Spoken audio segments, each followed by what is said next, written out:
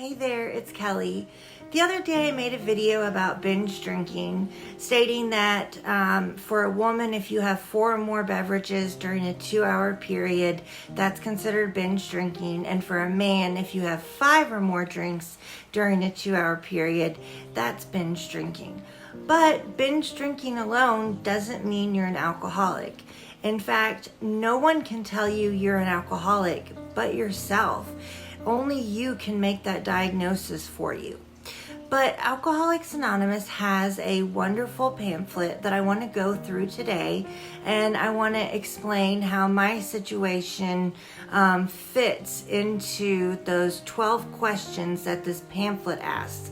And the questions, the pamphlet says, is AA right for you? Here are a few questions to find out. Number 1. Have you ever decided to stop drinking for a week, but only ended up lasting a couple of days? That was definitely me. I remember one time I was done drinking for good, but I was able to stop for a month. However, during that month, I was absolutely miserable. And that scared me because I was miserable drinking, miserable of the consequences, miserable all around. But now I'm miserable not drinking because I didn't know how to live a life without alcohol or drugs. So yes, for me, I only lasted a short period, and that short period was a miserable time because all I could do was think of drinking. Number 2, do you wish people would mind their own business about your drinking? Stop telling you what to do. Absolutely, that was me. Everyone was trying to say, you need AA, you need AA. And I would go, but I would sit in the back row, ticked off, looking for all the differences between me and everyone else, and considering my drinking was situational or really not that bad, and everyone should mind their own business. Number 3, have you ever switched from one kind of drink to another in the hope that this would keep you from getting drunk? Again, yes, that was me. My choice of drink was rum and Coke, and I would switch from rum and Coke to beer, back and forth, trying to see if there was a way I could get less drunk or trying to see if there was a way I could somehow control my drinking. And periods where I wasn't drinking, I was often using pills and other drugs to substitute. Now, that's called musical addictions, and we'll talk about that at another time. Number 4, have you ever had to have a drink upon awakening during the past year? Number 5, do you envy people who can drink without getting into trouble? Yes, that was definitely me. It would frustrate me so much that my mom could just have 1 glass of wine after dinner, or my sister could have 1 margarita at a Mexican restaurant, and that would be all. Because I knew if I had 1 glass of wine, it would turn into 10 glasses of wine, and I'd be so drunk they'd have to carry me out of the restaurant. Not kidding, that was my life. Number 6. Have you ever had problems connected with drinking this past year?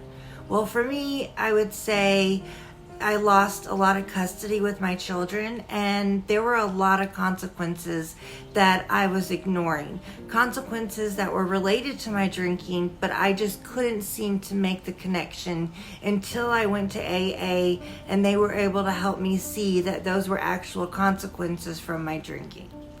Number 7, has your drinking caused problems at home? For me, yes. It caused toxic relationships. It caused extreme anger. It caused, for me, punching holes in walls, just intense problems at home.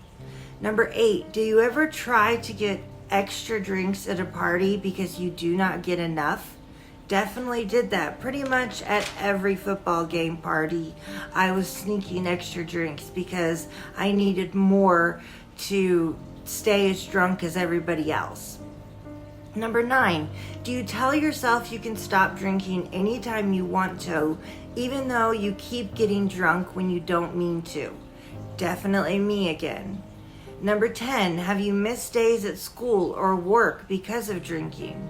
Yes, I spent many days stuck in bed from a horrible hangover, and then I would drink more to try to stop the hangover, and before I knew it, I was drunk at noon and completely incapacitated to do anything else. Number 11, do you have blackouts? Again, that was me. I would have about 2 to 3 drinks, and then I would black out and not remember what happened the rest of the night. Now, when I woke up, I was filled with guilt, shame, remorse, and all these awful feelings because I didn't know what happened the night before. And number 12, have you ever felt that your life would be better if you did not drink? For me, yes, I did feel like if I could just get this one thing under control, this drinking, this drugging, all these addictions that I had, if I could just somehow fit them into my life in a healthy manner, then I would do better. So I'm going to put a link again to the pamphlet for you to answer on your own. But for me, most of those answers were yes, although I was very afraid to admit it. Again, I had gone to AA many times before I finally surrendered and accepted that I need help. So there's no shame in surrendering. And what I would recommend is if you feel like maybe AA might help you or Narcotics Anonymous NA, then show up for a meeting. You can sit in the back row, but focus on all the similarities between you and everyone else. Don't point out the differences. See if you can hear your story and everybody else's shares. And that'll help you decide if you are where you need to be and if you're in the right place. So I hope today helped you out a little bit, and I hope you all have a great day. Thanks.